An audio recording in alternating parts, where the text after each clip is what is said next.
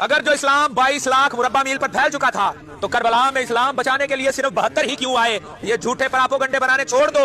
खुदा की कसम ज़हरा का लाल पूरी जवानी में आएगा, जब आएगा तो सारा जहां जगमगाएगा। सोते रहो सुकून से, सोए हो जिस जगह, उसे आने दो, तुम सबको वो मुर्गा बनाए। ये हदीस, ये राफजी, ये शिया, ये मुत्ता की औलाद, ये हज़रत उमर फारूक के बुग़्ज़ में कहता है कि अगर इस्लाम 24 लाख मुरब्बा मील तक फैल गया था तो करबला में सिर्फ 72 क्यों आए? आज मैं तुम्हें बताता हूं कि करबला में 72 क्यों गए और 72 को बुलाया किसने और इन 72 को शहीद करवाया किसने?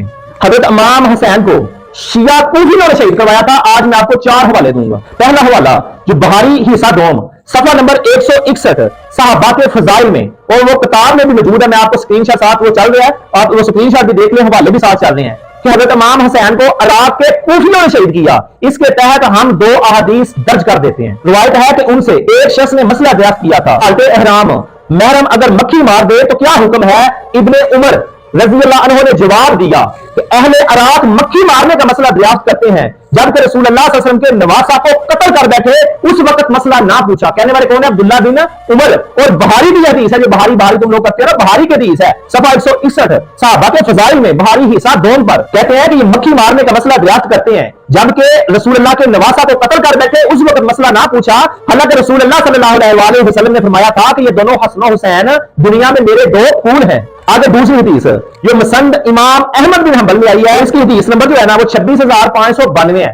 सैयदना शहर बिन होशब ताबी कहते हैं कि मैंने उम्मे सलमा रज़ी अल्लाह अन्हा को ये फरमाते हुए सुना है। हज़रत उम्मे सलमा रज़ी अल्लाह अन्हा उम्मुल मोमिनीन से मरवी है कि जब उन्हें हज़रत इमाम हुसैन की शहादत का इल्म हुआ तो उन्होंने अहले इराक पर लानत भेजते हुए फरमाया, उन्होंने हुसैन को शहीद कर दिया, उन पर खुदा की मार हो। उन्होंने हुसैन को धोखा देकर तंग किया, उन पर खुदा की मार हो। मैंने वो वक्त देखा है कि एक मरतबा नबी सल्लल्लाहु अलैहि वसल्लम उनके घर में थे। मालूम हुआ ये धोखे से बुलाने वाले इराक के कूफी शिया थे।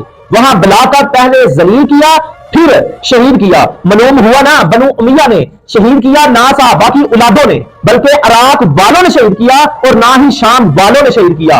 कूफा इराक में है, शाम में नहीं है। अब पता चल गया ना आपको कि हज़रत इमाम हुसैन को धोखे से इन लोगों ने वहां बुलाया, पहले इमाम हुसैन को जलील किया, फिर इन बदबख्तों ने हज़रत इमाम हुसैन को जो है ना उन्होंने शहीद कर दिया था। ये मैं आपको बहारी और मुसन्द इमाम अहमद बिन हंबल से ये मैं 2 हदीस आपको सुना चुका हूं। स्क्रीनशॉट साथ चल रहे हैं, हवाला जा साथ चल रहे हैं। और अब आपको मैं इन राफजीन शिया के एक जाकर एक आलम की जुबानी सुनाता हूं कि हज़रत इमाम हुसैन को शिया लोगों ने ही शहीद करवाया। उम्मन कहते हैं ना कि इमाम हुसैन अलैहिस्सलाम को किसने कत्ल किया? शियों ने बेवफाई की, कूफियों ने बेवफाई की। कूफा में शिया थे, उन्होंने बेवफाई की, साथ नहीं दिया, अहद किया, बुलाया, दावत दी, हिमायत नहीं की।